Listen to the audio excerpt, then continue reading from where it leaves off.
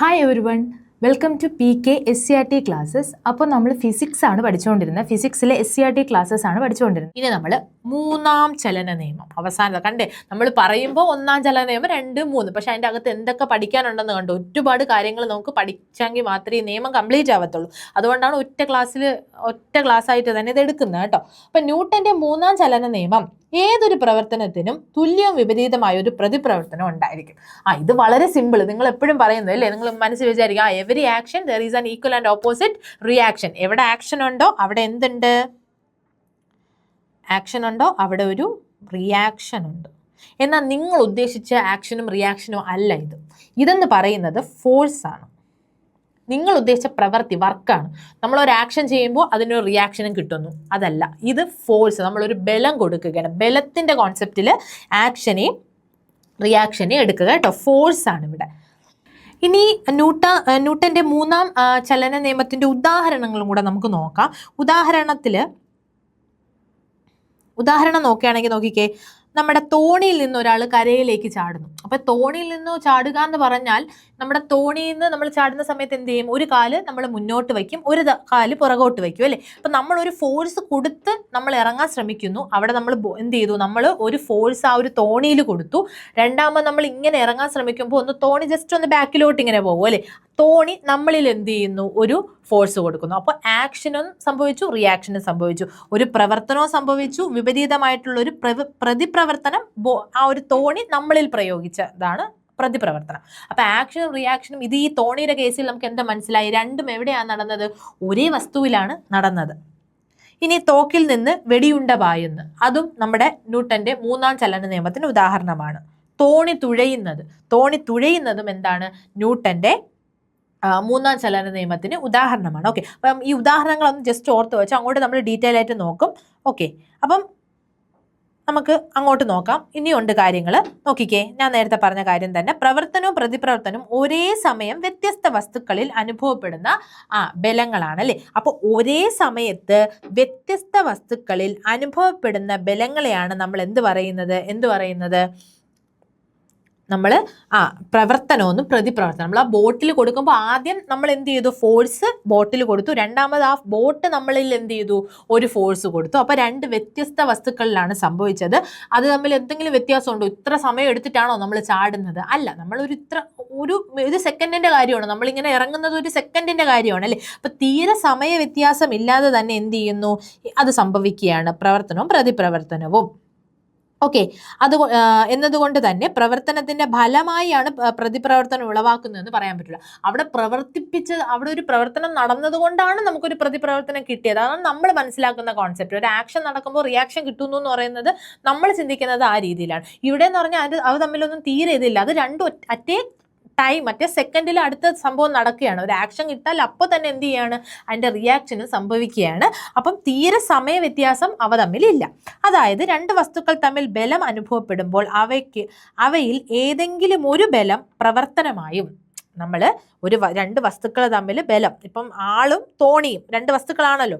ആളും തോണിയും എന്ന് പറയുന്ന രണ്ട് വസ്തുക്കളിൽ ഏതെങ്കിലും ആദ്യം ആള് ബലം കൊടുക്കുന്നു, ബലം പ്രവർത്തനം. ആ ബലം കൊടുക്കുന്ന ബലമാണ് പ്രവർത്തനം. രണ്ടാമത് ഈ തോണി ഇയാൾക്കൊരു ബലം കൊടുക്കുന്നുണ്ട്. അതാണ് വിപരീത ദിശയിൽ നിന്ന് എന്ത് ചെയ്യുന്നത്? പ്രതിപ്രവർത്തനം എന്ന് പറയുന്നത്. മനസ്സിലായില്ലേ? അത് തോണിയുടെ കേസാണ്.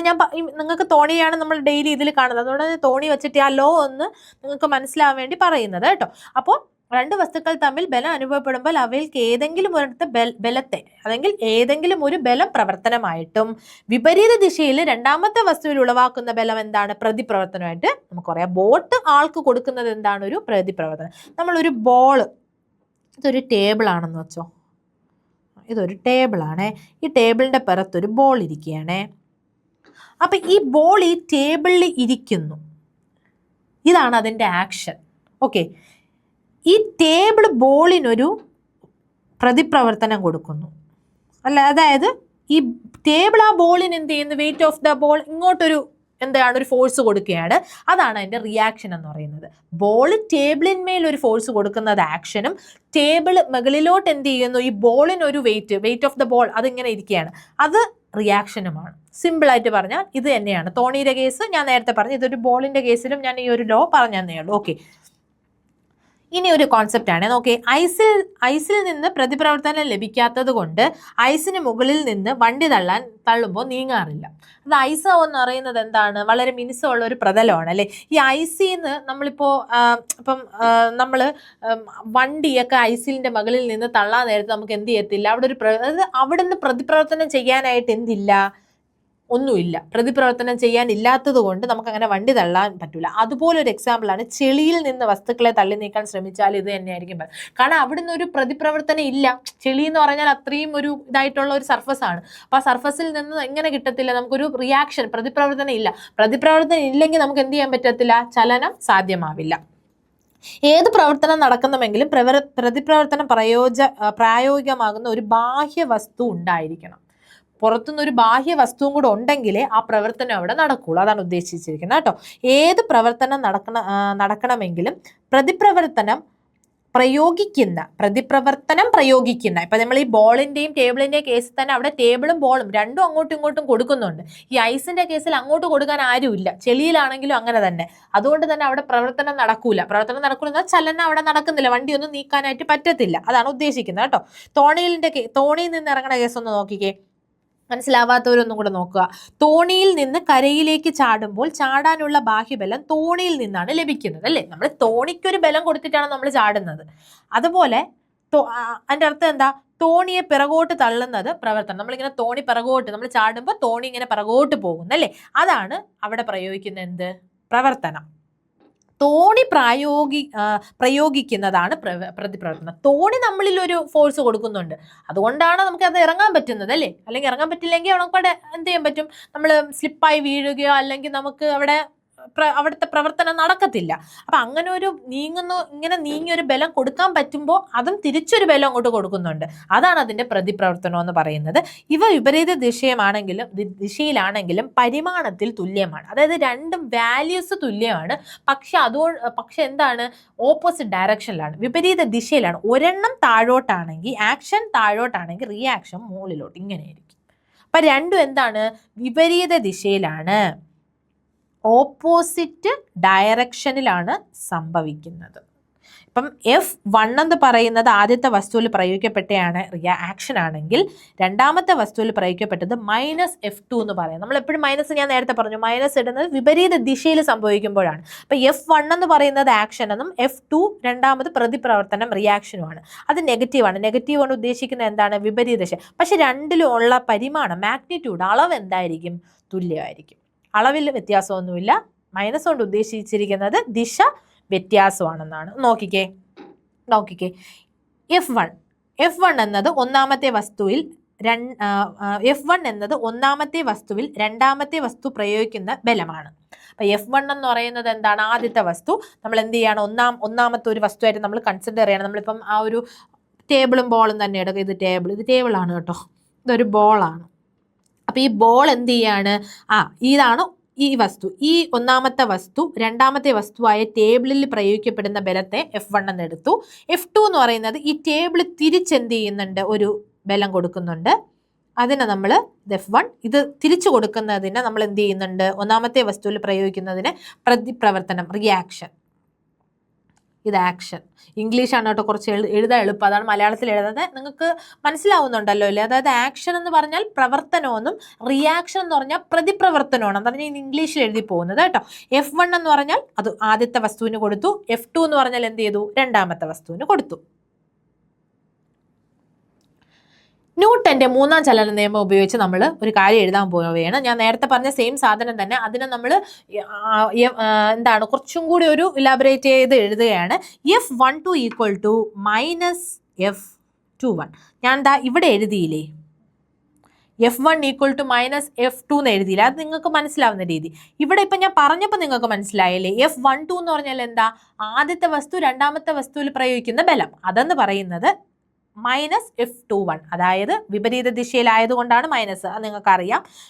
21 എന്ന് പറയുമ്പോൾ എന്താണ്, രണ്ടാമത്തെ വസ്തു ഈ ഒന്നാമത്തെ വസ്തുവിൽ പ്രയോഗിക്കുന്ന പ്രതിപ്രവർത്തനം, ആ ഒരു ഫോഴ്സാണ് -F2. ഇത് രണ്ടും തുല്യമാണെന്നാണ് നമ്മൾ ആര് പറയുന്നത്, നമ്മളെ ന്യൂട്ടന്റെ മൂന്നാം ചലന നിയമം പറയുന്നത്. പ്രവർത്തനവും പ്രതിപ്രവർത്തനവും വ്യത്യസ്ത വസ്തുക്കളിലാണ് അനുഭവപ്പെടുന്നത് എന്നതിനാൽ അവ പരസ്പരം റദ്ദാക്കപ്പെടുന്നില്ല. ഒരേ വസ്തുവിലല്ല ഇത് നടക്കുന്നത്, ഒരേ സർഫസിലായിരിക്കാം, പക്ഷെ ഒരേ വസ്തുക്കളിലല്ല. ആദ്യം ഇത് താഴോട്ട്, ബോളും ടേബിളും രണ്ട് വസ്തുവാണ്. ടേബിൾ തിരിച്ചെന്ത് ചെയ്യുന്നു, ബോളിലേക്ക് ഒരു എന്ത് ചെയ്യുന്നു, മേശ ബോളിലേക്ക് ഒരെണ്ണം കൊടുക്കുന്നു. അവിടെയും രണ്ട് ഡിഫറെൻറ്റ് ഇതാണ് അല്ലേ, ഡിഫറെൻറ്റ് വസ്തുക്കളാണ്, ബോഡീസാണ്. അതുകൊണ്ട് തന്നെ ഇവ രണ്ടും എന്ത് ചെയ്യത്തില്ല, റദ്ദാക്കപ്പെടത്തില്ല. കാരണം ഒരെണ്ണം കൊടുത്തു കഴിഞ്ഞാൽ മറ്റേത് കാണാം, അതവിടെ ക്യാൻസലായി പോകുന്നില്ല, റദ്ദായി പോവാതെ എന്ത് ചെയ്യും ഉണ്ട്. ഒരേ വസ്തുവിലല്ല രണ്ട് വസ്തുക്കൾ നടക്കുന്നതുകൊണ്ട് തന്നെ അത് എന്ത് ചെയ്യുന്നില്ല, പരസ്പരം റദ്ദ് ആയി പോകുന്നില്ല. ഇതാണ് നമ്മുടെ മൂന്നാം ചലന നിയമം പറയുന്നത്. ഓക്കെ, ഇനി അടുത്ത് നമ്മൾ പഠിക്കാൻ പോകുന്നത് ആക്ക സംരക്ഷണ നിയമത്തെ പറ്റിയിട്ടാണ്. Okay, law of conservation of മൊമെന്റത്തെ പറ്റിയാണ്. അപ്പോൾ ഇത് ഞാൻ നേരത്തെ ജസ്റ്റ് ഒന്ന് പറഞ്ഞിട്ടുണ്ടായിരുന്നു. നമുക്ക് ഇനി ഒരു ലോ ആയിട്ട് പഠിക്കാം, നിയമമായിട്ട് പഠിക്കാം. ആക്ക സംരക്ഷണ നിയമം എന്താണെന്ന് നോക്കിക്കേ. ഒരു ബാഹ്യബലം ഇല്ലെങ്കിൽ, ബാഹ്യബലം എന്ന് പറഞ്ഞാൽ അറിയാലോ, നമ്മൾ ഒരു എക്സ്റ്റേണൽ ഫോഴ്സ്, നമ്മൾ പുറത്തുനിന്നൊരു ഫോഴ്സ് കൊടുക്കുക, അതില്ലെങ്കിൽ ഒരു വ്യൂഹത്തിൻ്റെ, വ്യൂഹം എന്ന് ഉദ്ദേശിക്കുന്ന ഒരു സിസ്റ്റം, അതിൻ്റെ ആകെ ആക്കം സ്ഥിരമായിരിക്കും. ഇതിനെയാണ് നമ്മൾ ആക്ക സംരക്ഷണ നിയമം എന്ന് പറയുന്നത്. എന്താന്ന് പറയുന്നത്, ആക്ക സംരക്ഷണ നിയമം എന്ന് പറയുന്നത്. എന്താണ് ഉദ്ദേശിക്കുന്നത്? അതായത് ഞാൻ നേരത്തെ പറഞ്ഞു ആക്കം സ്ഥിരമാകുന്ന കേസ് പറഞ്ഞല്ലേ. ആക്കം സ്ഥിരമാകാതിരിക്കുന്നത് എപ്പോഴാണ്? പുറത്തുനിന്നൊരു ബലം കൊടുക്കുമ്പോൾ. ഇപ്പോൾ രണ്ട് കാർ, ഒരു വലിയ കാറും ഒരു ചെറിയ കാറും, മാസ് M1 എന്നും മാസ് M2 എന്ന് പറയുന്ന രണ്ട് കാറുകൾ തമ്മിൽ എന്ത് ചെയ്യാണ്, ഇങ്ങനെ മൂവ് ചെയ്തുകൊണ്ടിരിക്കുകയാണ്. മൂവ് ചെയ്ത് കുറച്ച് ദൂരം എത്തുമ്പോൾ രണ്ടും കൂടെ വന്ന്, കൊച്ചു കാറ് വന്ന് വലിയ കാറിന് ഇടിച്ചു. ഓക്കെ, അവർ മൈൻഡ് ചെയ്തില്ല, പോട്ടെ കൊച്ചു കാറല്ലേ, വിട്ട് കളയാം. വീണ്ടും ഒരു കുറച്ച് ദൂരം പോയി, വീണ്ടും വന്നിടിക്കുകയാണ്. വീണ്ടും വന്നിടിച്ച് അവർ മൈൻഡ് ചെയ്തില്ല. മൂന്നാമത്തെ വട്ടവും എന്ത് ചെയ്യാണ്, പൊക്കോണ്ടിരിക്കുകയാണ്. അപ്പോൾ അവിടെ വേറെ ഒരു എക്സ്റ്റേണൽ ഫോഴ്സ് ഒന്നുമില്ല, ഇവർ തമ്മിൽ ഇടിച്ചിടിച്ച് പോവുകയാണ്. അപ്പോൾ അവിടുത്തെ മൊമെൻറ്റം എന്താണ്? കോൺസ്റ്റൻ്റ് ആണ്. അവിടെ വേറെ ഫോഴ്സ് ഒന്നും കൊടുക്കുന്നില്ല. അതുകൊണ്ട് തന്നെ അവിടുത്തെ ആകെ ആക്കം എന്ന് പറയുന്നത്, അത് ഇടിക്കുന്നതിന് മുമ്പുള്ളതും ഇടിച്ചതിന് ശേഷമുള്ളതും എല്ലാം എന്ത് തന്നെ, ടോട്ടൽ എല്ലാം അവിടെ സ്ഥിരം തന്നെ, കോൺസ്റ്റൻ്റ് തന്നെ, വ്യത്യാസമില്ല. ഇനി വേറൊരു കാർ ഇത് കണ്ട് സഹിക്കാൻ വയ്യാതെ നാലാമത്തെ തൊട്ടോ ഇടിക്കാൻ വരുമ്പോൾ ഈ കൊച്ചു കാറിന് എന്ത് ചെയ്യണം, അവിടുന്ന് ഇടിച്ച് ബാക്കിൽ നിന്ന് വരികയാണ്. ഈ കൊച്ചു കാറിൻ്റെ ബാക്കിൽ നിന്ന് വരികയാണെന്ന് വെച്ചോ, ബാക്കിൽ നിന്ന് വന്നിട്ട് ഇത്രയ്ക്ക് അഹങ്കാരോ എന്ന് ചോദിച്ചിട്ട് ഇതിനൊരു ഇടിക്കുകയാണ്. ഇടിക്കുമ്പോൾ എന്ത് ചെയ്യും, ഈ ചെറിയ കാറ് ഈ വലിയ കാറിൽ തന്നെ കുറച്ചും കൂടെ ഫോഴ്സിൽ ചെന്നിടിക്കും. ഓക്കെ, അപ്പോൾ അവിടെ ആക്കം എന്തല്ല, കോൺസ്റ്റൻ്റ് അല്ല. കാരണം പുറത്തുനിന്നൊരു ബാഹ്യബലം ഉപയോഗിക്കുന്നത് വരെ അവരുടെ ആ ഒരു കൊളിഷൻ, അവരുടെ ഒരു ആക്കം എന്ന് പറയുന്നത് തുല്യമായിട്ട് അല്ലെങ്കിൽ സ്ഥിരമായിട്ട് പൊക്കോണ്ടിരിക്കുകയായിരിക്കും. വേറൊരു ബലം പ്രയോഗിച്ചു കഴിയുമ്പോൾ അതിനൊന്നിക്ക് സ്പീഡ് കൂടും, അല്ലെങ്കിൽ സ്പീഡ് കൂടി ഈ ചെറിയ കാർ എന്ന് വലിയ കാറിൽ ഇടിക്കുമ്പോൾ അത്രയും നേരം ഇടിച്ചുകൊണ്ടിരുന്നതാണോ? അല്ല, വേറൊരു ഇതാണ് അല്ലേ, അതോടെ ഒരു മാറ്റം വന്നു. അങ്ങനെ ഒരു ബലം കൊടുക്കുന്നത് വരെ, അങ്ങനെ കൊടുത്തിട്ടില്ലെങ്കിൽ മാത്രമേ എന്താവത്തുള്ളൂ, ആക്കം സ്ഥിരമായിരിക്കുള്ളൂ. അപ്പം ഒരു കോൺസെപ്റ്റ് നിങ്ങൾക്ക് കിട്ടിയെന്നാണ് എൻ്റെ വിശ്വാസം. അതാണ് ഇവിടെ ഉദ്ദേശിച്ചത്. ഒരു ബാഹ്യബലം ഇല്ലെങ്കിൽ ഒരു വ്യൂഹത്തിൻ്റെ ആകെ ആക്കം എന്തായിരിക്കും, സ്ഥിരമായിരിക്കും. ഇതിനെയാണ് ആക്ക സംരക്ഷണ നിയമം എന്ന് പറയുന്നത്. ഇനി നോക്കിക്കേ, ഒരു വസ്തു മറ്റൊരു വസ്തു, ഞാൻ ഇവിടുത്തെ ഒരു ഇക്വേഷനൊക്കെ നമ്മൾ എഴുതാൻ പോവുകയാണ്. ഒരു വസ്തുവിൽ മറ്റൊരു വസ്തു ഇടിക്കുമ്പോൾ വസ്തുവിൻ്റെ ആകെ ആക്കം മാറ്റമില്ലാതെ തന്നെ തുടരും. ഇതാണ് നമ്മുടെ ആക്ക വ്യത്യാസം പറയുന്നത്. എന്താണ്, ഒരു വസ്തു മറ്റൊരു വസ്തുവിൽ ഇടിക്കുകയാണ്, അപ്പോൾ ആക്കത്തിന് മാറ്റമൊന്നുമില്ല, മാറ്റമില്ലാതെ പോകുന്നു. അതാണ് ആക്ക സ്ഥിരമാണെന്നുകൊണ്ട് ഉദ്ദേശിക്കുന്നത്. ആക്ക മാറ്റമില്ലാതെ തുടങ്ങുന്നു എന്ന് പറയുമ്പോൾ MVU ഉണ്ട്, MU ഉണ്ട്. നോക്കിക്കേ, എ എന്ന് പറയുന്ന വസ്തു ബിയിൽ ഇടിക്കാൻ പോവുകയാണ്. അപ്പോൾ എ ഇടിക്കുന്നതിന് മുന്നേ എയും ബിയുടെ മാസ് M1 ആണ്, നമ്മുടെ പ്രവേഗം U1 ആണ്. ബി എന്ന് പറയുന്ന വസ്തുവിൻ്റെ മാസ് M2 ആണ്, നമ്മുടെ പ്രവേഗം U2 ആണ്. ഇനി ഇടിച്ചതിന് ശേഷം എന്ത് മാറത്തില്ല, മാസ് ഇടിച്ചതിന് ശേഷം മാസിന് ഒരു മാറ്റം. കാരണം മാസ് എന്ന് പറയുന്നത് ഒരു കോൺസ്റ്റന്റ് ആണ്. ആ വസ്തുവിന് എത്ര മാസം ഉണ്ടോ അത് ഇടിക്കുന്നതിന് മുന്നേ ആയാലും ശേഷം ആയാലും മാസ് ഒരിക്കലും മാറത്തില്ല. അതുകൊണ്ട് എയുടെ മാസ് M1 തന്നെയാണ്, ബിയുടേത് M2 തന്നെയാണ്. എന്നാൽ ഇടിച്ചതിന് ശേഷം എന്ത് മാറും, പ്രവേഗം മാറും. U1 എന്നുള്ളത് V1 ആയി, U2 എന്നുള്ളത് ബിയുടേത് എന്തായി, V2 ആയി. ഇത്രയും ക്ലിയർ ആയല്ലോ. ഇനി നമ്മുടെ ന്യൂട്ടന്റെ മൂന്നാം നിയമം എടുത്ത് ഇവിടെ ഇട്ട് കൊടുക്കുകയാണ്. നമുക്കറിയാം, മൂന്നാം ചലന നിയമം അനുസരിച്ച് നമ്മൾ നേരത്തെ പഠിച്ചു 1 2 F12 എന്താ, 1 2ൽ പ്രയോഗിക്കുന്ന രണ്ടാമത്തെ വസ്തുവിൽ. ഇനി അത് വിപരീത ദിശയിലായിട്ട് -2 എന്ന് പറഞ്ഞാൽ എന്താണ്, രണ്ടാമത്തെ വസ്തു ഒന്നാമത്തേൽ പ്രയോഗിക്കുന്നതാണ് 2 എന്ന് പറയുന്നത്. ഇടിക്കുന്നതിന് മുമ്പുള്ള ആക്ക വ്യത്യാസമല്ല, ആക്കം എന്താണെന്ന് നോക്കിക്കേ. ആക്കം നമുക്കറിയാം P = mv ആണ് അല്ലേ. V എന്ന് പറഞ്ഞാൽ പ്രവേഗം എന്നേ ഉള്ളൂ. ഇവിടെ ഇടിക്കുന്നതിന് മുന്നേ നമ്മളെടുത്ത പ്രവേഗം എന്താണ്, U1 ആണ്. അപ്പൊ എയുടെ ആക്കം എന്ന് പറയുന്നത് M1 U1 അല്ലേ, അതാണ് ഇവിടെ എഴുതിയിരിക്കുന്നത്, M1 U1 ഏടത്. എയുടേതാണ് M1U1. ആകെ ആക്കം എന്ന് പറയുമ്പോൾ ഏതിൻ്റെതും എടുക്കണം, ബിയുടേതും കൂടെ, രണ്ട് വസ്തുക്കളെയാണ് നമ്മൾ എടുത്തത്, പ്ലസ് M2U2. ഇത് ഇടിക്കുന്നതിന് മുന്നേ എയുടേത്. ഇനി ബിയുടേത് നോക്കിക്കേ, ബിയുടേത് ഇടിച്ചതിന് ശേഷം എമ്മിന് വ്യത്യാസം ഉണ്ടോടാ? ഇല്ല. അതുകൊണ്ട് ആകെ ഉള്ള ആക്കം എന്ന് പറയുന്നത്, ആകെയുള്ള ആക്കം M1 എന്തായി? V1 പ്ലസ് ബിയുടേത് എന്താണ്? M2V2. അപ്പൊ P is equal to MV ആണെന്ന് അറിയാം. അതിൽ നിന്ന് നമ്മൾ എടുത്തത് വെച്ചിട്ട് M1 രണ്ട് വസ്തുക്കളെ എടുത്തുകൊണ്ടാണ് 1, 2 എന്ന് നമ്മൾ കൊടുക്കുന്നത്. M1 എന്നും U1 എന്നും U2. അപ്പൊ ഇടിക്കുന്നതിന് മുന്നേ ഉള്ളതിനെ U എന്നും ഇടിച്ചതിന് ശേഷം ഉള്ളതിനെ V എന്നും കൊടുത്തു. അങ്ങനെ നമ്മൾ രണ്ട് ഇക്വേഷൻ എന്ത് ചെയ്തടാ? ഡിറൈവ് ചെയ്ത് നമ്മളിതാ ആകെ ആക്കം ഇടിക്കുന്നതിന് മുന്നേയും ശേഷമുള്ളത് കണ്ടുപിടിച്ചു. ഇനി നോക്കിക്കേ, രണ്ടാം ചലന നിയമം അനുസരിച്ച്, അപ്പൊ മൂന്നാം ചലന നിയമം ഉപയോഗിച്ച് നമ്മൾ ഒരു സാധനം എഴുതി. ഇനി രണ്ടാം ചലനം ഉപയോഗിച്ച് ആക്ക വ്യത്യാസ നിരക്ക് ബാഹ്യബലത്തിന് നേർ അനുപാതത്തിലാണെന്ന് നമ്മൾ പഠിച്ചല്ലോ. എന്താ അത്? ആക്ക വ്യത്യാസ നിരക്ക് എന്ന് പറഞ്ഞാൽ ബാഹ്യബലത്തിന്, അതായത് F എന്ന് പറഞ്ഞാൽ ഏതിന് നേർ അനുപാതത്തിലാണെന്ന് നമ്മൾ പഠിച്ചു? M×V−U/T നേർ അനുപാതത്തിലാണെന്ന് നമുക്കറിയാം. ഓക്കെ, ബാഹ്യബലം എന്ന് പറഞ്ഞാൽ നേർ അനുപാതത്തിലാണെന്ന് അറിയാം. അപ്പോൾ എയിൽ ബി പ്രയോഗിച്ച ബലവും ബിയിൽ എ പ്രയോഗിച്ച്, നമ്മൾ ആദ്യത്തെ വസ്തു രണ്ടാമത്തേലും രണ്ടാമത്തെ വസ്തു ഒന്നാമത്തേലും എന്നുള്ളതിനെ F1, 2 എന്നും 2, 1 എന്നും ഒക്കെ എഴുതിയില്ലേ? അതുപോലെ ഇവിടെ നമ്മൾ എന്ത് എഴുതുകയാണ്? FAB എന്നും FBA എന്നും എഴുതുകയാണ്. ഓക്കെ, FABയും FBA എന്നും നമ്മൾ എഴുതിയിട്ട് നമ്മൾ മൈനസിന്റെ മൂന്നാം ചലന നിയമം ഉപയോഗിച്ച് അങ്ങനെ എഴുതുകയാണ്. അപ്പൊ FAB എന്ന് പറഞ്ഞാൽ നമ്മളിവിടെ ഓൾറെഡി എഴുതി വെച്ചിട്ടുണ്ട് M1U1 പ്ലസ് M2U2 എന്നും ഇടിച്ചതിന് ശേഷം M1V1 M2V2 എന്ന് ഇവിടെ എഴുതി വെച്ചിട്ടുണ്ട്.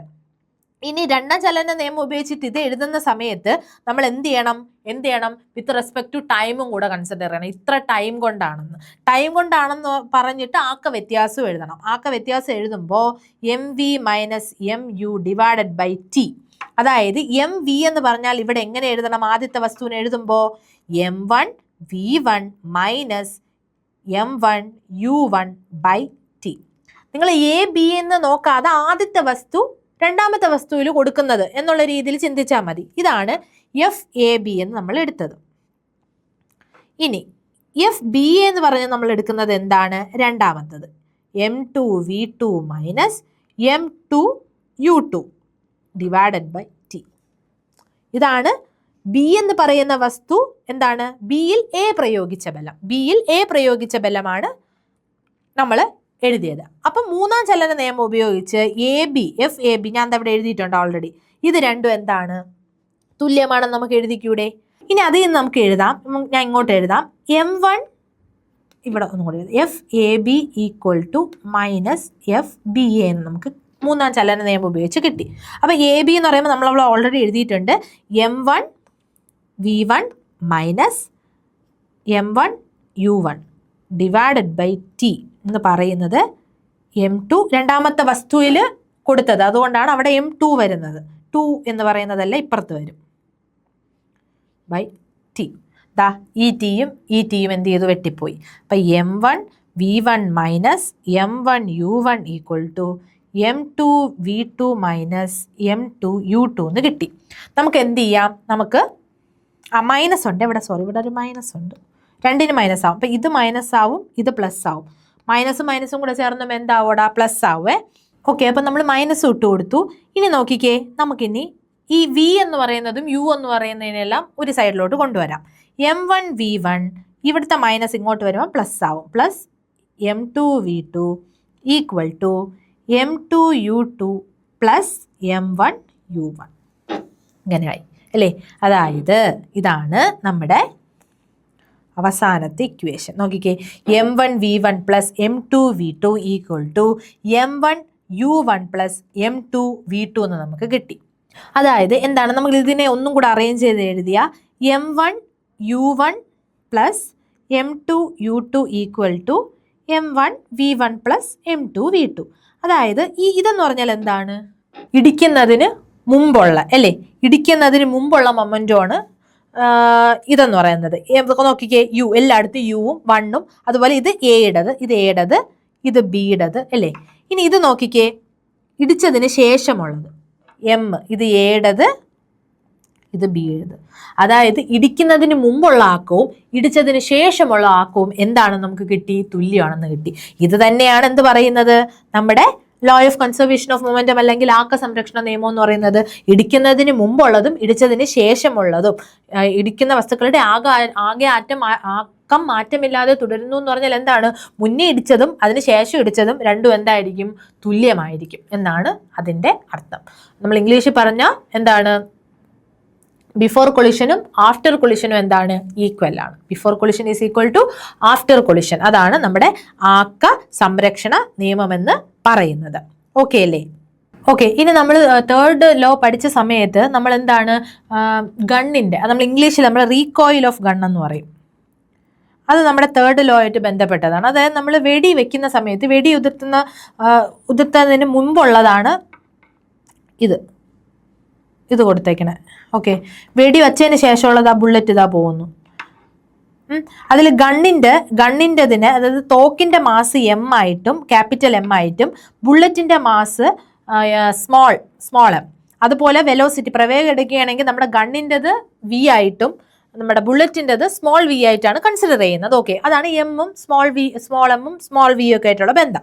അപ്പോൾ ഈ ആക്ക സംരക്ഷണ നിയമം അനുസരിച്ച് ബാഹ്യബലം പ്രയോഗിക്കപ്പെടാത്തതിനാൽ നമ്മൾ വേറൊരു ബലം കൊടുക്കുന്നില്ല, നമ്മൾ ആ ഒരു തോക്കിൽ തന്നെയാണ് കൊടുക്കുന്നത്. വെടിയുതിർക്കുന്നതിന് മുമ്പുള്ള വെടിയുണ്ട ഉൾപ്പെടെയുള്ള തോക്കിന്റെ ആകെ ആക്കവും അതിനുശേഷമുള്ള ആകെ ആക്കയും തുല്യമായിരിക്കും. നമ്മൾ വെടി വയ്ക്കുന്നതിന് മുന്നേ ഒരു ആക്കം വരും, അതിനുശേഷം ഒരു ആക്കം സംഭവിക്കും. അത് രണ്ടും എന്താണ്? തുല്യമായിരിക്കും. നമ്മുടെ വെടി നമ്മൾ വയ്ക്കുന്ന സമയത്ത് അങ്ങനെ തുല്യമായിരിക്കും. അത് നമ്മളൊന്ന് ജസ്റ്റ് ഇങ്ങനെ വെടി വയ്ക്കുമ്പോൾ നമുക്കറിയാം, നമ്മളൊന്ന് ബാക്കിലോട്ട് ഒരു ഇത് സംഭവിക്കും അല്ലേ? അതിനുശേഷം വെടി വച്ച് കഴിയുമ്പോഴും ഒരു ഇത്, അതാണ് തീരെ സമയം ഇല്ല അത് തമ്മിൽ. പെട്ടെന്നാണ് ഈ ആക്ഷനും റിയാക്ഷനും ഒക്കെ സംഭവിക്കുന്നത്. അപ്പൊ ആ രണ്ട് സംഭവവും, ആക്ഷനും ആ റിയാക്ഷനും ഒക്കെ എന്താണ്? ആ ഒരു പെട്ടെന്ന് സമയത്തിലുണ്ടാകും. അത് അവിടെ രണ്ടും അവിടെ ഉണ്ടായ ആക്കം അല്ലേ, അതിനുണ്ടായ രണ്ടാക്കും എന്താണ്? തുല്യമായിരിക്കും. അത് നമ്മളൊരു ഇക്വേഷനിലൂടെ എഴുതിയാണ്. ഞാൻ നേരത്തെ പറഞ്ഞു, എം മാസുള്ള തോക്കിൻ്റെത് എം ആണ്. വി പ്രവേഗമുള്ള ഒരു വെടിയുണ്ട, അതായത് ബുള്ളറ്റിന്റെ പ്രവേഗം സ്മോൾ വി ആയിട്ട് എടുക്കുകയാണ്, പുറത്തേക്ക് വരുന്നു. വെടിയുണ്ടയുടെ മാസ് എം ആണ്. വെടിയുണ്ട ചെറുതല്ലേ, അപ്പം രണ്ടും ചെറുത്, സ്മോൾ എമ്മും സ്മോൾ വിയും. എം വി എന്ന് പറയുന്നത് രണ്ടും ബുള്ളറ്റിൻ്റെയാണ്. ക്യാപിറ്റൽ വി വലിയ എം ആണ് മാസ്. ഏതിൻ്റെ മാസ്? തോക്കിന്റെ. തോക്ക് പിറകോട്ട് തെറിക്കുന്ന പ്രവേഗം വിയുമാണ്. തോക്ക് ഇങ്ങനെ പിറകോട്ട് ഞാൻ പറഞ്ഞു ഇങ്ങനെ ഒന്ന് തെറിക്കും അല്ലേ, അത് ആ തോക്കിന്റെ പ്രവേഗം നമ്മൾ ക്യാപിറ്റൽ വി. നമ്മൾ ഈ ക്യാപിറ്റൽ വി ആണ് കണ്ടുപിടിക്കാൻ പോകുന്നത്. അപ്പൊ വെടിയുതിർത്തിന് മുമ്പുള്ള ആകെ ആക്കം എന്ന് പറഞ്ഞാൽ അവിടെ ആക്കം വല്ലതും ഉണ്ടോ? ഇല്ല, അവിടെ ആക്കമൊന്നുമില്ല. ആക്കമൊന്നും ഇല്ലാത്തത് കൊണ്ട് തന്നെ അവിടെ എന്താണ് സംഭവിക്കുന്നത്? അവിടെ കാരണം അവിടെ ഒരു ഇതും സംഭവിക്കുന്നില്ല. രണ്ടാമത് വെടി വയ്ക്കുമ്പോഴാണ് അതിന് എന്ത് സംഭവിക്കുന്നത്? മാസും വെലോസിറ്റിയൊക്കെ ഉണ്ടാകുന്നത്. വയ്ക്കുന്നതിന് മുമ്പേ ജസ്റ്റ് ഒരു ഇത് ഉണ്ടാകുന്നുവെങ്കിലും അവിടുത്തെ ആക്കം എന്ന് പറയുന്നത് എന്താണ്? 0 ആക്കമാണ്. വെടി ഉതിർത്തതിന്, കാരണം വെടി വയ്ക്കുന്നതിന് മുന്നേ എന്തെങ്കിലും ഉണ്ടോടാ? ഇല്ല, വെടി ഇങ്ങനെ ആക്കുമ്പോഴാണ് രണ്ടും എന്ത് ചെയ്യുന്നത്? സംഭവിക്കുന്നത്. ഓക്കെ, അത് 0 ആണ്. വെടിയുതിർത്തിന് മുമ്പുള്ള ആകെ ആക്കം എന്ന് പറയുന്നത് 0 ആണ്. വെടിയുതിർത്തിന് ശേഷമുള്ള ആക്കം എന്ന് പറയുന്നത് നമുക്കറിയാം എം വി ആണ് നമ്മുടെ മൊമെന്റം. അപ്പൊ അവിടുത്തെ ടോട്ടൽ എന്ന് പറഞ്ഞാൽ തോക്കിന്റെ എടുക്കണം, ബുള്ളറ്റിന്റെ എടുക്കണം. അപ്പൊ M V plus M V എന്ന് പറയാം.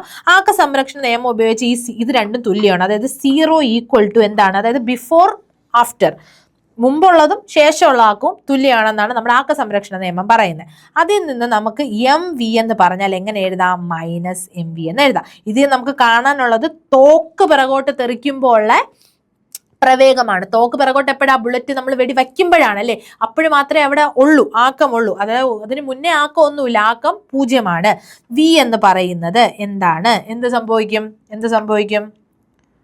M V divided by capital M.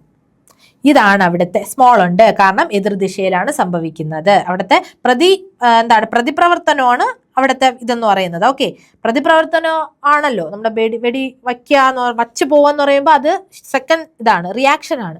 അതുകൊണ്ട് അവിടെ മൈനസ് വേണം, നെഗറ്റീവ് വേണം. അപ്പൊ minus M V by M എന്നുള്ളതാണ് അവിടുത്തെ ഇക്വേഷൻ എന്ന് പറയുന്നത്.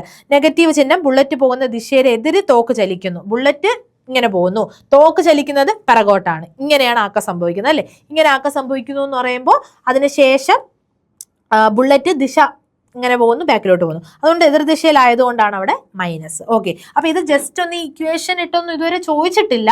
നിങ്ങൾക്കൊന്ന് മനസ്സിലാവാൻ വേണ്ടിയിട്ടാണ് ഞാൻ SCRT നമുക്കുണ്ട്, മനസ്സിലാവാൻ വേണ്ടിയിട്ടാണ് ആ വെടിയുണ്ടയുടെ കാര്യം ഒന്ന് ഇട്ടത്. ഓക്കെ, അപ്പൊ അതൊന്ന് ഇക്വേഷൻ ഒന്ന് ഓർത്ത് വെച്ചാൽ നല്ലതായിരിക്കും. ക്യാപിറ്റൽ V, ഇത് ക്യാപിറ്റൽ ആണ്. ക്യാപിറ്റൽ V എന്ന് പറഞ്ഞാൽ small v divided by capital M എന്നാണ് ഇതിന്റെ ഇക്വേഷൻ വരുന്നത്. മൈനസും ഉണ്ട്. അടുത്തതാണ് വർത്തുള ചലനം. നമ്മുടെ ചാപ്റ്ററിൽ ഈ വർത്തുള ചലനത്തെ പറ്റി, ചലന നിയമം എന്ന് പറയുന്ന ചാപ്റ്ററിൽ ഇതും കൂടെ പറയുന്നുണ്ട്. അപ്പൊ ജസ്റ്റ് ഞാൻ അതും കൂടെ ഉൾപ്പെടുത്തി. ഓക്കെ, വർത്തുള ചലനം സർക്കുലർ മോഷൻ, പേര് പോലെ തന്നെ ഒരു വസ്തുവിന്റെ വൃത്തപാതയിലുള്ള ചലനം അല്ലേ, അതാണ് വർത്തുള ചലനം. ഒരു എക്സാമ്പിൾ ഇവിടെ കൊടുത്തിട്ടുണ്ട്. നമ്മൾ സിമ്പിൾ ആയിട്ടെങ്കിൽ നമ്മുടെ കയറിൽ നമ്മൾ കല്ലിങ്ങനെ കറക്കുകയാണ്. അപ്പൊ അതെന്താണ്, ഒരു വൃത്തപാതയിലൂടെയാണ് പോകുന്നത്. ഓക്കെ, ഒരു കോമ്പസ് ഇട്ട് നമ്മൾ എന്ത് ചെയ്യാണ്, ഒരു സർക്കിൾ വരയ്ക്കുകയാണ്, അത് വൃത്തപാതയിലൂടെയാണ് പോകുന്നത്. അതിനാണ് നമ്മൾ എന്തെന്ന് പറയുന്നത്, വർത്തുള ചലനം അല്ലെങ്കിൽ സർക്കുലർ മോഷൻ എന്ന് പറയുന്നത്. ഇതിൽ നമ്മൾ ഒരു കാര്യം നോക്കണം. അതുകൊണ്ടാണ് ഇത് ജസ്റ്റ് ആ ഒരു ഡെഫിനേഷൻ മാത്രമല്ല ഉള്ളത്. നമ്മളിതാ ഇപ്പം ഈ കല്ലിനെ ഇങ്ങനെ കറക്കുകയാണ്. ഓക്കെ, എം മാസമുള്ള വസ്തുവിനെ ഇങ്ങനെ കറക്കുകയാണ്. കറക്കി ഇതിൻ്റെ ഒരു സർക്കുലർ ഇതാകുമ്പോൾ എന്തായാലും ഒരു റേഡിയസ് 6 കാണുമല്ലോ. എന്നിട്ട് നമ്മൾ എന്ത് ചെയ്യാണ്, നമ്മൾ ഈ ഒരു ചലന ദിശയിൽ ഇങ്ങനെ കറക്കുകയാണ്. വസ്തുവിന്റെ ചലന ദിശയും കൊടുത്തിട്ടുണ്ട്. ഇങ്ങനെയാണ് എന്ത് ചെയ്യുന്നത്, പോകുന്നത്. അപ്പോൾ എന്തായാലും സർക്കിൾ ആയതുകൊണ്ട് തന്നെ അതിനെന്ത് കാണും, ആരം കാണും, റേഡിയസ് കാണും, 6 ആണ്. അപ്പോൾ M മാസമുള്ള ഒരു വസ്തുവുണ്ട്. വർത്തുള ചലനത്തിലുള്ള വസ്തുവിന് ആരത്തിലൂടെ വൃത്തകേന്ദ്രത്തിലേക്ക് അനുഭവപ്പെടുന്ന ത്വരണം. അപ്പൊ ഈ കേന്ദ്രം എന്ന് പറയുമ്പോൾ സെന്റർ, ഈ സെന്ററിലേക്ക് എന്തനുഭവപ്പെടുന്നുണ്ട്, ഒരു ത്വരണം അനുഭവപ്പെടുന്നുണ്ട് അല്ലേ. അതായത് ഡയറക്ഷൻ മാറുന്നുണ്ട്, വെലോസിറ്റി ഉണ്ട്. അതുകൊണ്ട് അവിടെ ഒരു ത്വരണം എന്ത് ചെയ്യുന്നുണ്ട്, അനുഭവപ്പെടുന്നുണ്ട്. ഡയറക്ഷൻ എന്ത് ചെയ്യാണ്, ദിശ മാറിക്കൊണ്ടിരിക്കുന്നു. അപ്പോൾ വെലോസിറ്റിക്ക് മാറ്റം ഉണ്ടാകും. വെലോസിറ്റിക്ക് പ്രവേഗ മാറ്റം ഉണ്ടെങ്കിൽ വിത്ത് റെസ്പെക്ട് ടു ടൈം എന്താണ്, ത്വരണമാണ്. അപ്പൊ ത്വരണം ഉണ്ടാകും. അതിനെ നമ്മൾ അഭികേന്ദ്ര ത്വരണം അല്ലെങ്കിൽ സെൻട്രിപീറ്റൽ ആക്സിലറേഷൻ എന്ന് പറയും. അപ്പൊ അവിടെ ഉണ്ടാകുന്ന ത്വരണം എന്താണ്, വർത്തുള ചലനത്തിലെ അഭികേന്ദ്ര ത്വരണം എന്നാണ് പറയുന്നത്. ഒരു വസ്തുവിൽ അഭികേന്ദ്ര ത്വരണം ഉണ്ടാകാൻ ആവശ്യമായ ബലത്തെ നമ്മൾ അഭികേന്ദ്ര ബലം എന്ന് പറയുന്നു. അപ്പൊ അഭികേന്ദ്ര ത്വരണം ഉണ്ടാകുന്നു. അതിനുശേഷം വസ്തുവിൽ എന്താണ്, അതിനാവശ്യമായിട്ടുള്ള ബലം വരുന്നു. ആ ബലത്തെ, അതായത് ത്വരണം സംഭവിക്കുന്നെങ്കിൽ ഒരു ബലം അവിടെ വേണം. ആ സെന്ററിൽ ആ ഒരു ബലം നിലനിൽക്കുന്നതുകൊണ്ടാണ് ആ വൃത്തപാതയെ തന്നെ അത് തുടരുന്നത്. അങ്ങനെ തുടരുന്ന ആ ഒരു ബലമാണ് എന്തെന്ന് പറയുന്നത്, അഭികേന്ദ്ര ബലം എന്ന് പറയുന്നത്. അഭികേന്ദ്ര ബലവും അഭികേന്ദ്ര ത്വരണവും അനുഭവപ്പെടുന്നത് വൃത്ത കേന്ദ്രത്തിലേക്കായിരിക്കും. ഇപ്പൊ ത്വരണമായാലും ആക്സിലറേഷൻ ആയാലും centripetal acceleration and centripetal force, അഭികേന്ദ്ര ബലവും എവിടെ തന്നെയായിരിക്കും, ഈ വൃത്ത കേന്ദ്രത്തിൽ തന്നെയായിരിക്കും എന്ത് ചെയ്യുന്നത്, അനുഭവപ്പെടുന്നത്. ഇനി നമ്മൾ ഒരു ഇക്വേഷൻ രൂപത്തിൽ എഴുതുകയാണെങ്കിൽ ഞാൻ പറഞ്ഞു, M മാസമുള്ള വസ്തു V പ്രവേഗത്തിൽ റേഡിയസ് 6 പ്രവേഗ വൃത്തപാതയിൽ വർത്തുള ചലനം നടത്തിയാൽ അഭികേന്ദ്ര ബലം എന്താണ്, mv²/r ആയിരിക്കും അവിടുത്തെ ഫോഴ്സ് എന്ന് പറയുന്നത്. ഓക്കെ, അതായത് സെൻട്രിപീറ്റൽ ഫോഴ്സിന്റെ ഒരു ഇക്വേഷൻ ആണ് പറയുന്നത്. അതിനാണ് FC എന്ന് കൊടുക്കുന്നത്. mv²/r എന്നാണ് ആ ഒരു ഇക്വേഷൻ. ജസ്റ്റ് ഒന്ന് പഠിച്ചു വെക്കുക. വൃത്തപാതയിലൂടെ സഞ്ചരിക്കുന്ന ഒരു വസ്തു തുല്യ സമയം കൊണ്ട് തുല്യ ദൂരം സഞ്ചരിച്ചാൽ അതെന്താണ്, സമവർത്തുള ചലനം, അല്ലെങ്കിൽ നമുക്ക് പറയാം യൂണിഫോം മോഷൻ ഒക്കെ നമ്മൾ പഠിച്ചതാണ്. ഇതിനെ നമ്മൾ യൂണിഫോം സർക്കുലർ മോഷൻ എന്ന് പറയും. വൃത്തപാതയിൽ സഞ്ചരിക്കുന്നു, എന്താണ്, ഒരു വസ്തു എന്താണ്, തുല്യ സമയം കൊണ്ട് തുല്യ ദൂരം സഞ്ചരിക്കുകയാണ് എങ്കിൽ നമുക്ക് അതിന് എന്തെന്ന് പറയാം, സമവർത്തുള ചലനം അല്ലെങ്കിൽ യൂണിഫോം സർക്കുലർ മോഷൻ എന്ന് നമുക്ക് പറയാം. അപ്പൊ ഇതിൽ നോക്കിക്കേ, സെൻട്രിപീറ്റൽ ആക്സിലറേഷൻ നമ്മൾ പഠിച്ചു, സെൻട്രിപീറ്റൽ ഫോഴ്സ് പഠിച്ചു. ഈ സെൻട്രിപീറ്റൽ ഫോഴ്സിന്റെ ഇക്വേഷൻ ആണ് നമ്മൾ എഴുതിയത് mv²/r. ചിലപ്പോൾ എന്ത് ചെയ്യാം, ഈ ഇത്ര മാസമുള്ള, ഇപ്പം 12 കിലോഗ്രാം മാസമുള്ള വസ്തു 5 മീറ്റർ/സെക്കൻഡ് പ്രവേഗത്തിൽ, എന്നിട്ട് ആരം തന്നേക്കാം 0.5 ആരമുള്ള വൃത്തപാതയിൽ നടത്തിയാൽ അവിടുത്തെ അഭികേന്ദ്ര ബലം എത്ര, എല്ലാം തന്നിട്ടുണ്ട്. എമ്മും വിയും ആറും ഒക്കെ എന്ത് ചെയ്താൽ മതി, അതിൽ ഇട്ടുകൊടുത്ത് ജസ്റ്റ് ഡയറക്റ്റ് സബ്സ്റ്റിറ്റ്യൂഷൻ ആണ്. പക്ഷെ സബ്സ്റ്റിറ്റ്യൂട്ട് ചെയ്യണമെങ്കിൽ ഇത് പഠിക്കണം. mv²/r എന്ന് പറഞ്ഞ് പഠിച്ചാലേ നമുക്ക് എന്ത് ചെയ്യാൻ പറ്റത്തുള്ളൂ, അത് അപ്ലൈ ചെയ്യാൻ പറ്റത്തുള്ളൂ. ഓക്കെ, അപ്പൊ ഇത്രയാണ് നമ്മുടെ ചലന നിയമത്തിൽ വരുന്നത് അല്ലേ. അപ്പൊ ചലന നിയമത്തിൽ നമ്മൾ എന്താടാ, 3 ചലന നിയമങ്ങളാണ് പഠിച്ചത് അല്ലേ. 3 ചലന നിയമങ്ങൾ പഠിച്ചു. അപ്പൊ ഈ 3 ചലന നിയമങ്ങളും അതിന്റെ ഉള്ളിൽ തന്നെ ഒരുപാട് കാര്യങ്ങളുണ്ട്. ഇപ്പൊ ഒന്നാമത്തെ പഠിക്കണമെങ്കിൽ ജഡത്വം എന്താണെന്ന് പഠിക്കണം, രണ്ടാമത്തത് ആക്കം എന്താണെന്ന് അറിയണം, അതുപോലെ ആവേഗം ഇമ്പൾസ് പഠിച്ചു. അതിനുശേഷം മൂന്നാമത്തേൽ നമ്മൾ ഈ മൊമെന്റം കൊണ്ടുവന്നു അല്ലേ, ലോ ഓഫ് കൺസർവേഷൻ ഓഫ് മൊമെന്റത്തിനെ കൊണ്ടുവന്നു, ആക്ക സംരക്ഷണ നിയമത്തിനെ കൊണ്ടുവന്നു, അത് സ്ഥിരമായിരിക്കുന്ന കേസ്. അതുപോലെ വെടിയുണ്ടയിൽ നമ്മൾ ഉണ്ടാകുന്ന ആകെ ആക്കം, മുമ്പുള്ള ആക്കം, ശേഷമുള്ള ആക്കം ഒക്കെ നമ്മൾ പഠിച്ചു. അവസാനം വർത്തുള ചലനത്തിന്റെ ഒരു ഇക്വേഷനെ നമ്മൾ എന്ത് ചെയ്തു, പഠിച്ചു. ഓക്കെ, അപ്പൊ ഇത്രയാണ് നമ്മൾ പഠിക്കാനുള്ളത്. 9ാം ക്ലാസ്സിന്റെ പാർട്ട് 1 ചാപ്റ്റർ 3 ചലന നിയമങ്ങളിൽ ഇതെല്ലാം ഡീറ്റെയിൽ ആയിട്ട് പറയുന്നുണ്ട്. ഈ ചാപ്റ്ററിലുള്ളതാണ് നമ്മൾ ഇന്ന് ഡിസ്കസ് ചെയ്തത്. ഓക്കെ, അപ്പോൾ താങ്ക് യു എവരിവൺ. അടുത്തൊരു ക്ലാസ്സിൽ വീണ്ടും കാണാം.